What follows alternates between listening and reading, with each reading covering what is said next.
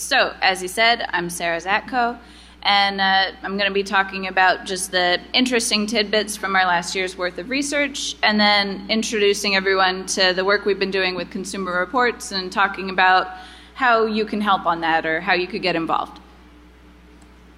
So, for those who don't know, what is CITL? It's a nonprofit research organization focused on being sort of like consumer reports, but focused specifically on software risk and safety. So some people get confused. They think we're just evaluating security software. We're evaluating all software. And that includes desktop binaries or things off of IoT devices. That's sort of what we're getting into now. There will be a little bit about that later. But so anything that's a binary. And the goal is that we test things and then publish results, just like Consumer Reports does. Right now, where we are in that process is we've got the testing part pretty solid, but we're working now on coming up with nice-looking, readable reports, scaling everything up so that we can test everything rather than, just a product here or there. When you want to do an entire industry like this, it requires more scale than you initially set up for a proof of concept. And then we're building up our partnerships for publishing because, again, we're not publishers. We'd rather give data to people like Consumer Reports and other organizations and let them disseminate the information to their audiences. So that's the sort of stuff we're working on right now. And the end goal is, of course, to make the software industry safer and easier for people to navigate. The people who care to make the right decisions about minimizing their risk have no clue how to do it because not any fault of theirs, but just an entire lack of usable information. So that's the problem we're looking to solve in the long term. Our software testing right now, we do static analysis, which is different than most people's. Our static analysis is that we look at what application armoring features are there and how well are they implemented, what functions were called, and which of those are historically really risky or just straight out bad. And what libraries are people linking to and what are the features of those libraries, and then complexity of the code. And we can measure all of that to our satisfaction, but there's a problem when you want to take the 100 or 200 features you extracted about a binary and you want to turn it into a single score, like this got a 75 out of 100, because it's hard to tell what thing is worth how many points. Are stack guards worth 15 points or 10 or 20? I don't know.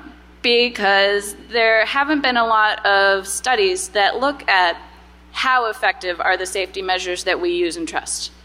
In most other industries, that sort of data would be pretty fundamental, something you could take for granted that it existed, because the first step is that somebody comes up with their bright new idea and publishes how and why it works, and we hope one day everyone will be using it. But before you get to that universal adoption, there's clinical trials or there's small-scale deployment, and then there's studies to see did it do what we thought it would do and how well did it do that thing.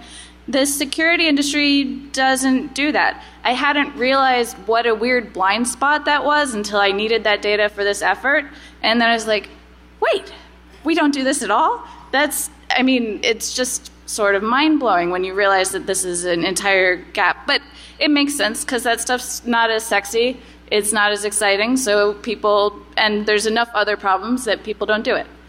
So that's what we're focusing on in the immediate future, is that we have a lot of static analysis data. We're putting together a lot of dynamic analysis and fuzzing data to go with it so that we can do those studies about how impactful are different elements that we're looking for and how much do they affect a final score. That way, when we do finally publish results, there'll be numbers we're ready to get in a fight over, things that are really solid and that we really stand by. And when we publish that corpus of data, the fuzzing data and the static analysis data, that'll be a big deal for a lot of other people too, because we're not the only ones who are frustrated by that lack of quantification for impact for the things that we hope to be industry standards. if somebody's looking to push for universal adoption of a particular safety feature, say, the FTC or someone like that, it's very hard to make that argument without the study saying, this is why you need this. And, it's also, I believe that this gap in the body of existing research is at least partially responsible for the success of snake oil salesmen in our industry. Because for the stuff that really has substance and does something, and the snake oil, the same argument is being made. I'm an expert and this works, trust me. The non-expert doesn't have the sort of data that they'd have for any other decision-making process, and it looks the same to them. So whichever one's better marketed and prettier looking is the one they're going to go for. Also, snake oil people usually make more broad promises. So, they'll go for the one that says, this will make you totally secure, not the one where they're like, yeah, I think this will help, So, I'm very excited about the research we're doing right now to build up that corpus of data, and that's what we're hoping to have as our next big thing, is releasing that. But for now, on to our talk, and what do we have to show you today. So, as I said, we're ramping up our fuzzing capabilities so that we can build up the second half of the data we need for our big longitudinal studies. And so we're going to look at the really early stuff coming out of there and talk a little bit about the fuzzing framework that we're building up. And then we're going to get into the interesting tidbits from our static analysis so far. So we're going to look at comparisons of major OSs, a couple smart TVs, a couple Amazon AMIs, and then for applications, we're going to look at browsers on all those major OSs, and then revisit Microsoft Office for OS X, because there's an interesting case study there. And finally, we're going to talk about our work with Consumer Reports on the digital standard, which, again, I'm very excited about. It's nice to have so much work to do that you're really feel like it's going to make a difference sometime, Okay, so fuzzing. We've fuzzed about 300 binaries so far, which might sound like a lot in some contexts, but given that we've done static analysis on over 100,000, it's not where it needs to be yet. And what we're building is a system that can do fuzzing in a fully automated fashion. So set up a VM, install the software to be tested, take a bunch of existing test harnesses and try them out on the binaries. If something fits, then you fuzz it, and then do the crash triage to identify primitives, all in an automated fashion. When most people are doing fuzzing, their goal is to hit a particular target. But what we want is just breadth. We want as many different kinds of binaries as possible. So if something doesn't work, we just ditch it and move on to the next thing. And so that means we can build up a larger set of data, although probably a little idiosyncratic looking to somebody who had a different goal in mind. And to do this, we're customizing AFL and Triforce QMU and also borrowing some stuff out of the Cyber Grand Challenge. And that put together is called CITL Fuzz, very creatively. Maybe we'll have a better name for it somewhere down the road. Names aren't totally my specialty if you saw the talk title. But so we've fuzzed about 200 binaries with AFL and about 100 with CITL fuzz so far. So for the CITL fuzz results, it's not a terribly rich data set at the moment, but one interesting thing you can do is look at the packages where we fuzz multiple binaries and see how well did those packages do as a whole. So what we have here is package name, number of binaries, how many of those crashed, that as a percent, and then total number of unique crashes for that package. And you can see the winners here are libcbin and cook with 5 and 4 binaries respectively and 0 crashes. Those are the biggest sets of binaries to not have any crashes found. The runner-up would be Canna, which had a handful of crashes for its 6 binaries, but that's still better than anything else in its range of binary counts. The losers were BioSquid, ElfUtils, and then CDF tools. The first 2 of those had 100% crash rate for their 8 binaries tested, and BioSquid had several hundred crashes per binary So that was definitely the biggest loser out of our test so far. For the AFL data, we had static analysis to go with it, so then we can start doing some really preliminary data science of the type that we're going to be doing more and more of as our data set gets richer. Right now, we're only getting numbers of unique crashes and the signals, but later on we'll have primitives identified, and then we'll be able to do more complex math magic. But for now, we have the numbers of unique crashes, and then we tried correlating those with risky and bad functions. So risky and bad functions mean what you think. They're the functions that somebody looks for when they're bug hunting because they know that people screw them up a lot. And bad is worse than risky, So the highest correlations that we found were for exec LP and exec V, which had a pretty high correlation rate with numbers of crashes. This is, again, really early days in a pretty small data set. So it's an exciting early tidbit and tells us that there's going to be some really cool stuff when we get this fully up and running. So onto our static analysis data, where we've got a lot more to work with. So first up, operating systems. An operating system has thousands, maybe tens of thousands of binaries. Each binary has a score.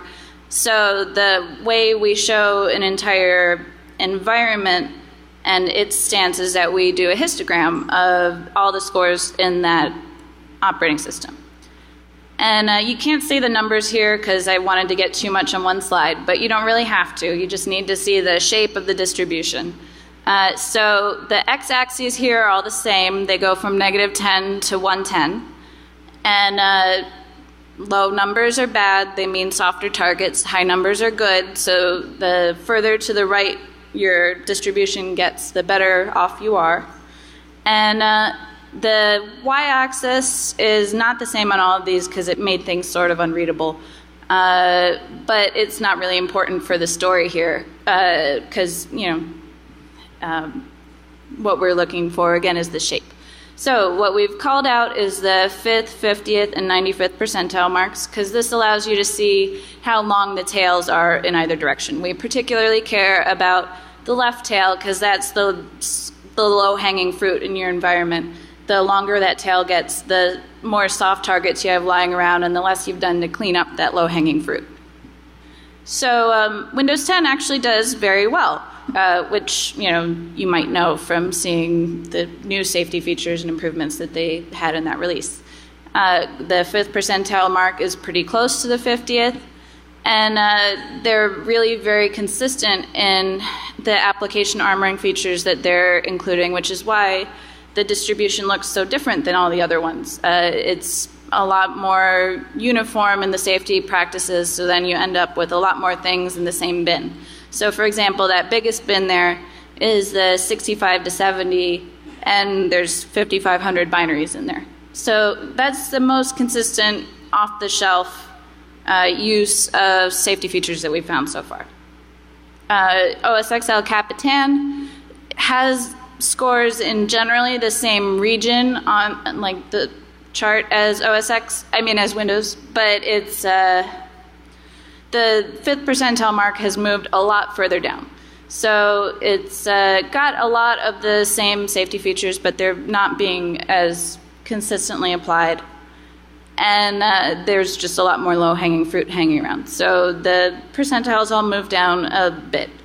The 50th is almost the same, but the thing we care about the most is that that 5th percentile mark went down by 14 points. And then on Linux, again, the 5th percentile mark moves noticeably further down the scale, and the distribution gets a little lower as a whole. So, this isn't any sort of surprise to most bug hunters because this correlates exactly with the prices for exploits in these environments. And that makes sense because we're trying to assess the cost to newly exploit software. And so, you get paid for your work. The thing that's harder to exploit, you get more money. But it's nice to know that the pwn-to-own values for these exploits correlated so closely with our results. It's good confirmation that we're measuring what we want to measure correctly. And the last bit of data that we have for standard OSs is that more recently we got some data on Sierra. So then we can do a comparison between Sierra and El Cap to see what improvements have been made. And so Sierra got a bit bigger. No surprise there. Everything always gets bigger. And then ASLR's application rate on El Capitan was already pretty high, but it inched a little closer to 100%. The heap dep was the only safety feature to have a decrease in use, heap data execution prevention, one of the exploit mitigation features that we look for. And this is explained by the fact that most modern OS X compilers, if you compile something as 64-bit, then the flag for heap data execution prevention is off. So the increase in 64-bit matches pretty closely with the decrease in heap dep. This is a worrisome trend in that anytime you have a flag that's off, there's the chance that that safety feature will not be used. Some people argue it doesn't matter, that most modern OS X environments enable heap data execution prevention by default, but that's not always true. In some cases, it'll see you don't have this flag and it'll say, oh, you're not compatible, I'll turn it off. And, there's nothing that will go bad if you have the flag on, so have the flag on if you can do it, So I'm not clear on why that's a trend, but it is, and it'd be nice if that got turned around sometime soon. We also look at source fortification, and the percent of binaries that were fortified was about the same, although the number that were unfortified went down, so good. You might notice that these numbers don't add up to 100%. That's because the way we tell whether there was source fortification is that we look for the unfortified versions of these functions and we look for the fortified versions. And if you don't have either in your binary, we don't know what flags you had, and it doesn't really matter, because it's irrelevant. It didn't make any change. And then the last bit is looking at what percent of the binaries had functions from our different categories. So good, bad, risky, and ick all mean exactly what you think. Ick is just the couple functions that no one should ever use in commercial code. There's not really, it is just 2 or 3 functions. So, it's you have to be special to get in there. And here, again, the story was pretty positive. Bad and risky both went down by about 10 points, 10%. And then good was actually the biggest increase we saw across the board, going from 8% to 25% of binaries with good functions in them was, a really pleasant surprise. And so next I'm going to look at a chart that shows the impact of corporate policies for software installation. So I'll do some explaining on this one, just bear with me. The blue bars, the ones that are in the middle row, are the base installation for large enterprise organizations, well, large-ish, like 1,000+ employees. Their base OS X install for new employees. So this is the clean installation, everything that's on it, when they give it to the employee. The little gray bars that you can hardly see in front of the blue bars are what executables from that clean installation their employees actually use. So which ones got executed. And then the giant orange bars are what executables get run by employees when the company gives them the right to install whatever software they want. So if you're looking at the live attack surface being presented by your organization, those gray bars versus those orange bars are the comparison. And obviously you can't have just those tiny bars. You have to allow them to install some things, but being judicious in what you allow, is important, because if you aren't, you're increasing your attack surface by a sizable amount. And in particular, the low-hanging fruit increases a great deal. The negative scores for the clean install stop at -10, but on the dirty install, they go down to -35. So you're increasing your lower tail by a lot. And again, that's not something that's a surprise to anyone, but nobody's quantified it and shown somebody a chart of, here's what you're doing with this policy. Okay, and next we're going to look at a few different Linux distributions. The first one is the same Linux that you saw earlier. This is what you get as the off-the-shelf Linux 16, Ubuntu 16. And then the one below it is an example of what you get when you take an off-the-shelf Linux install and do a modest hardening effort. So no code modification, but you take out the stuff you obviously don't need, and you recompile it with all the modern safety features enabled that won't get in the way of normal operations. This is a very reasonable thing to expect from any major vendor when they're putting out something with a Linux environment. Obviously, that's not what they do right now, because nobody makes that modest effort if no one's going to notice. So what you see if you take apart a smart TV and get the binaries is the two things we have on the bottom here, a Samsung smart TV and then an LG smart TV. And these are worse than the off-the-shelf Linux. They're lower distribution. They have lower points overall because they're missing a lot of fundamental safety features. They're smaller. They're 4,000 and 2,000 binaries respectively, but they're clearly not doing all the things a modern Linux environment does from a safety perspective. And for comparison, if you look at Amazon's AMIs for Linux environments, they're the same size. These are both 2,000 binaries, so very comparable footprint.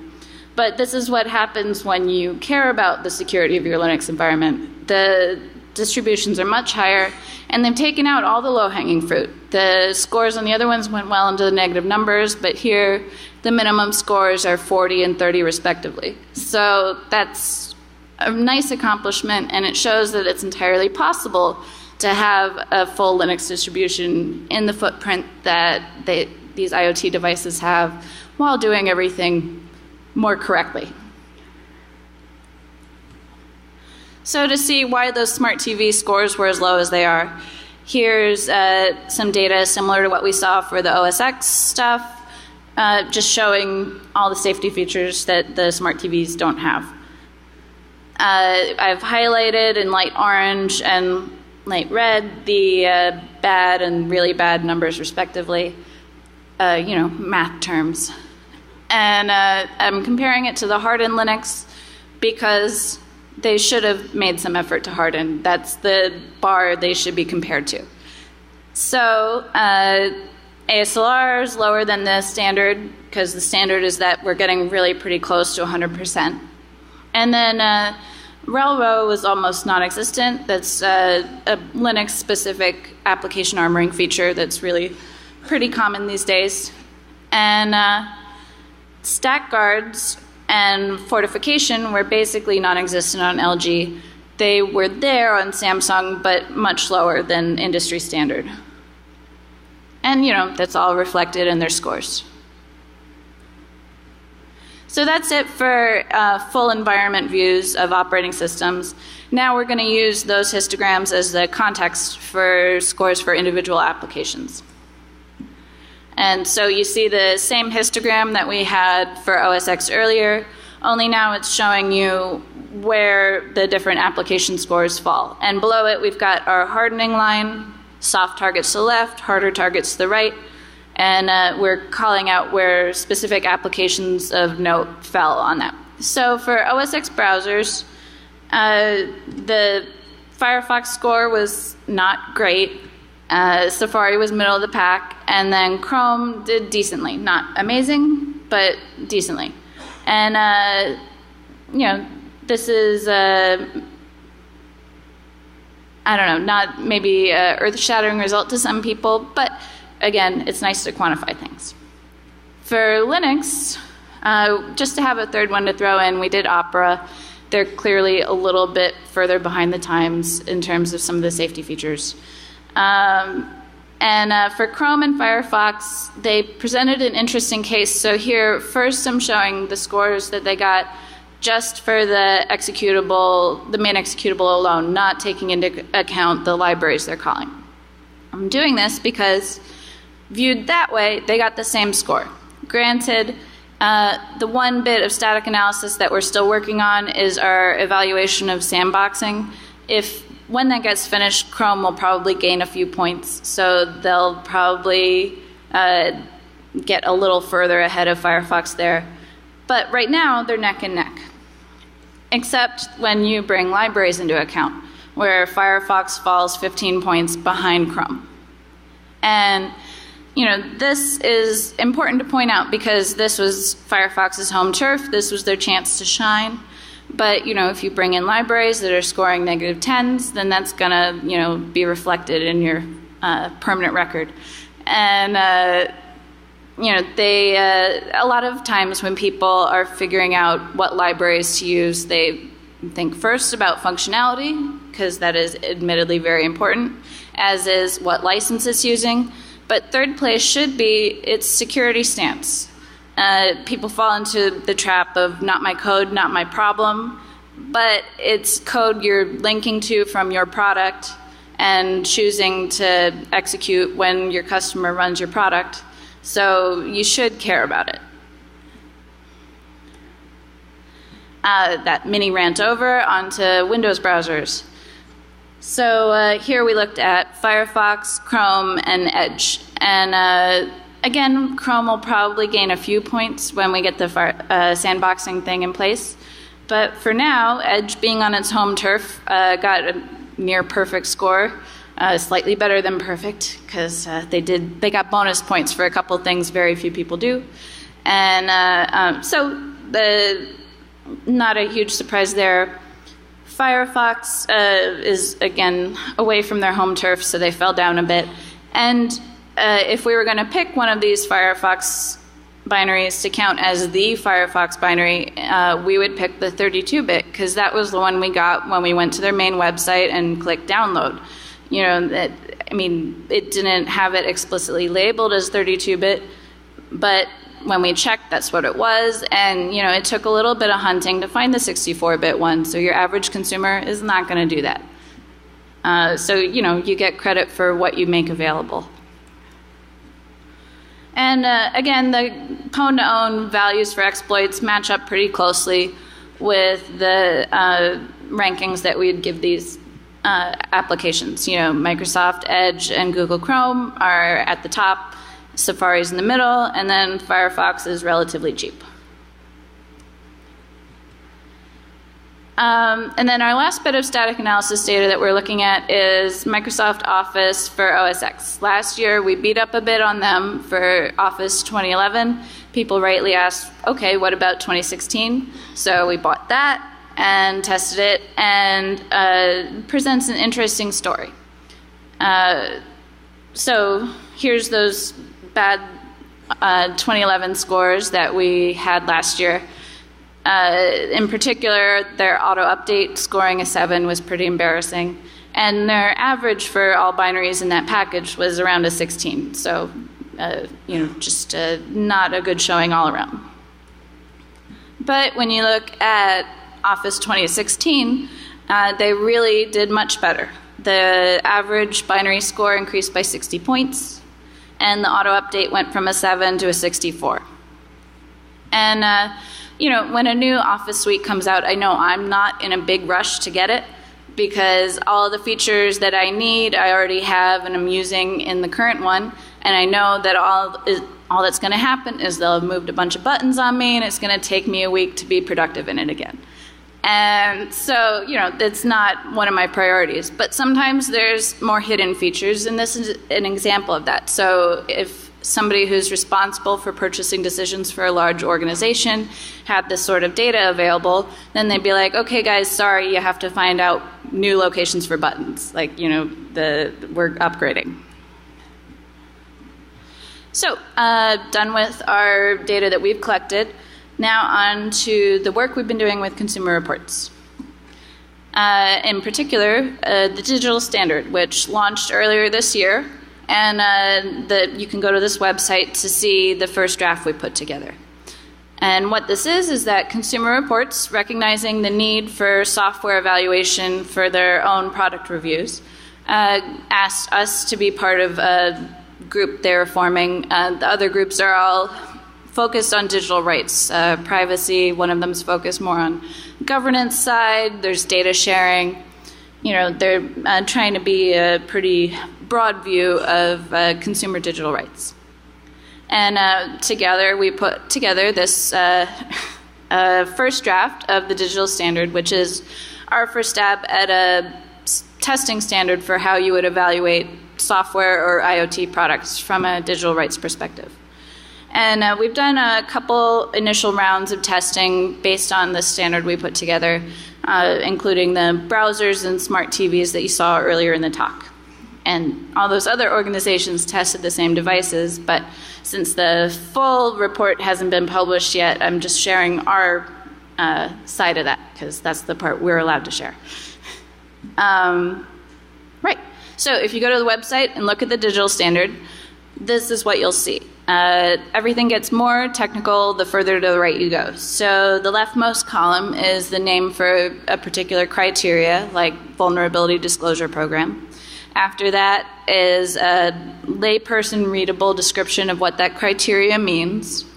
After that is a slightly more technical description of what indicators we're checking for when we're evaluating that criteria. And then after that is a brief description of the test procedure. So if something has a little green check mark by it, like this one does, that means we're pretty happy with this one. It's pretty fully baked, and we feel like we have a test procedure in place that scales well enough for Consumer Reports' needs or some other similar kind of effort. If something has a little flask like the next one does, that yellow flask means usually that we can test this for a single product, but we don't think it scales well enough for testing an entire product vertical. So, there'll be a test procedure there, but it's something that needs work in order to figure out how to make it be more automated. And then if something has a little red exclamation point, that means that none of the groups that are part of this coalition right now have an in-house capability to test this thing. And that's why that column's blank. And so if you go to the site, all of this is linked to the GitHub page. So, if you read a criteria or a description of something and you think we didn't word it right or we're barking up the wrong tree, you can click and go to GitHub and comment and propose a change. If you have some way of turning one of our orange or red icons into a little green check mark, then you can let us know that, and we'd love to get input on how to make our overall procedure more complete. There was some question as to if we don't have the ability to test something, why are we including it? It's because we think those things are important, and that an evaluation of a product would be incomplete if it wasn't there. But, and us not having the in-house capability to test it right now doesn't change that. And in this case, what I mean by us is the total, all the groups that are part of the digital standard, not just CITL. We're just we're only responsible for a couple of these criteria, thankfully. So if you are interested in the digital standard and want to be a part of that, I encourage people to go to the website and get on GitHub and or look at our bits where we're missing something and think about whether that could be a new research project. And then if you have anything follow up for CITL, our contact info is at the top here. So thank you very much.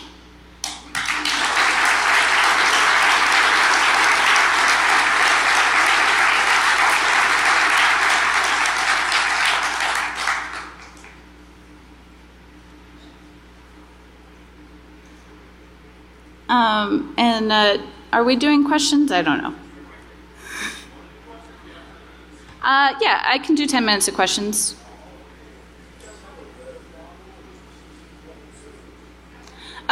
We're a nonprofit, so we're figuring out a way to support the organization while sharing as much data as we can. But public service is the main goal. Sorry, I forgot to repeat that question. But he just wanted to know whether what the business model was. Yes? Have you looked at historically impactful vulnerabilities in the binaries that they came out? So he wanted to know if we're looking at historically impactful vulnerabilities and those binaries. And we're not looking at historic data right now because we've got more than enough present day data, and we're using the fuzzing data to compare against. When we publish our corpus of all the static analysis data and fuzzing data, then somebody else would be welcome to do that study. It's just, you know, the so many hours in the day kind of deal.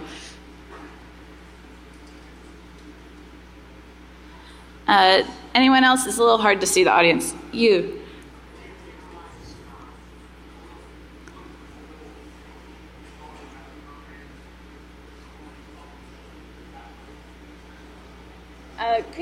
Could you say that louder?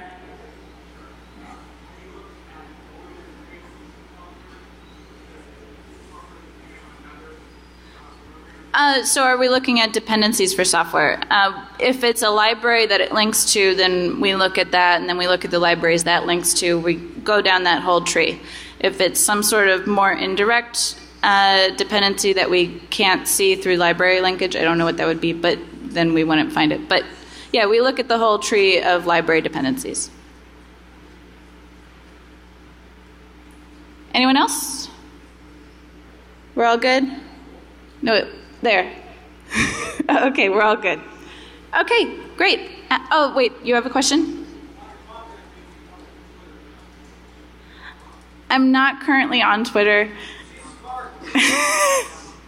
What?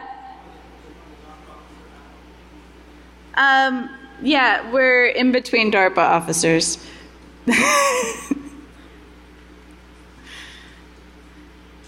Okay, so everyone's good? Then have a great DEF CON.